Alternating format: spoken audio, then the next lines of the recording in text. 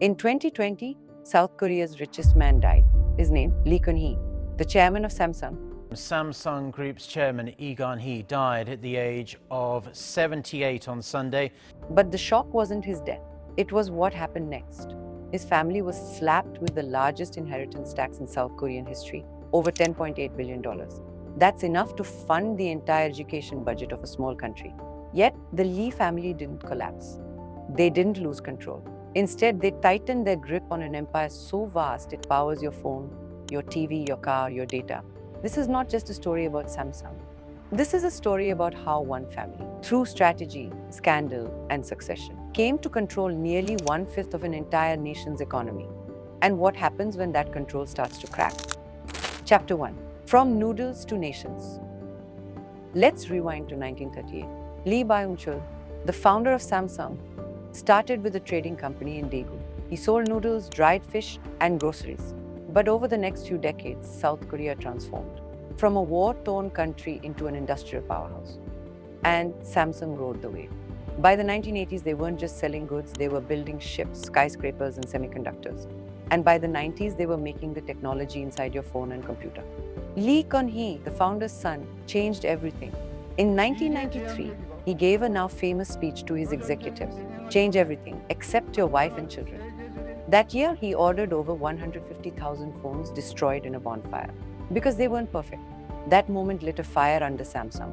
They chased excellence and won.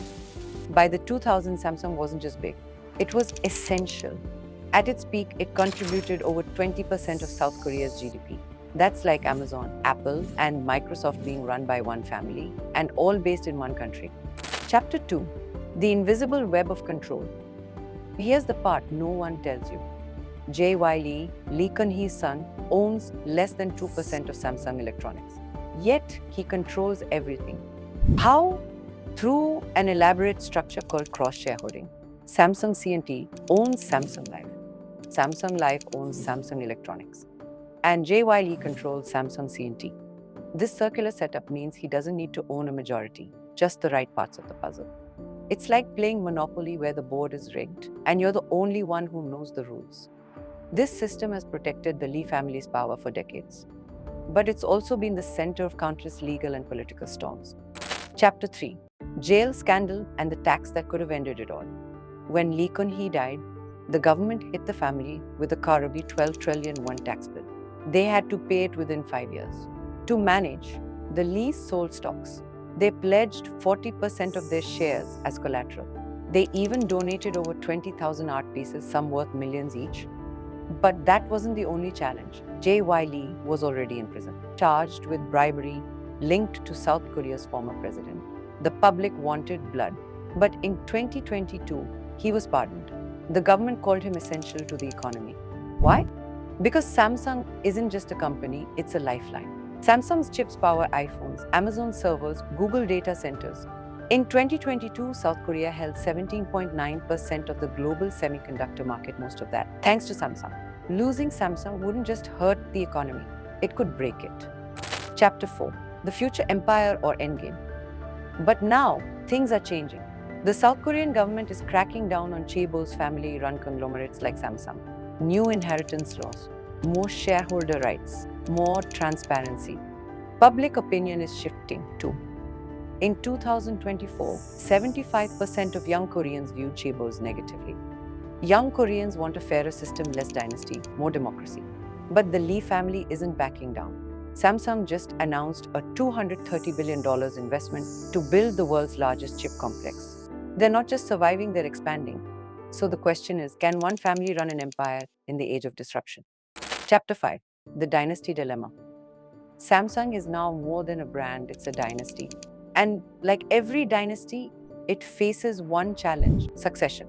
J.Y. Lee's children are next in line.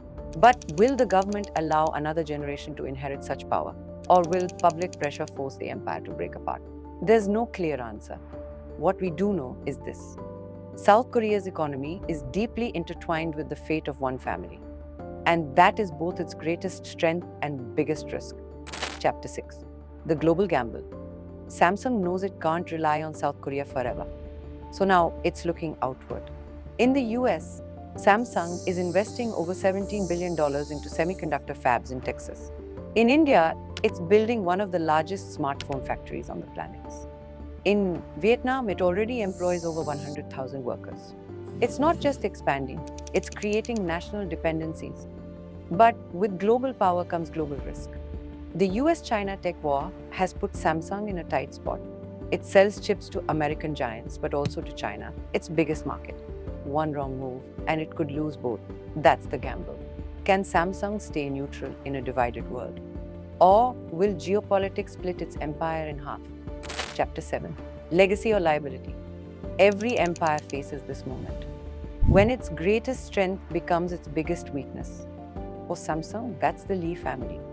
Their leadership built an empire, but their scandals, secrecy, and succession battles threaten to tear it down. South Korea's younger generation is watching closely. They want change, transparency, merit over bloodline, and for the first time, they're being heard. If the next generation of the Lee family can adapt reform from within, Samsung could become a model for modern business. But if they cling to old ways, they risk becoming a cautionary tale of power gone unchecked. What happens next? From dried noodles in 1938 to dominating global tech in 2025, the story of Samsung is a story of ambition, strategy, and survival. But the question now is, will the Lee family pass the torch or burn the bridge behind them? This is Business Apac, and we bring you the real stories behind power, money, and empires in Asia. If this story fascinated you, hit that like button, subscribe, and turn on the bell. We've got more coming, much more.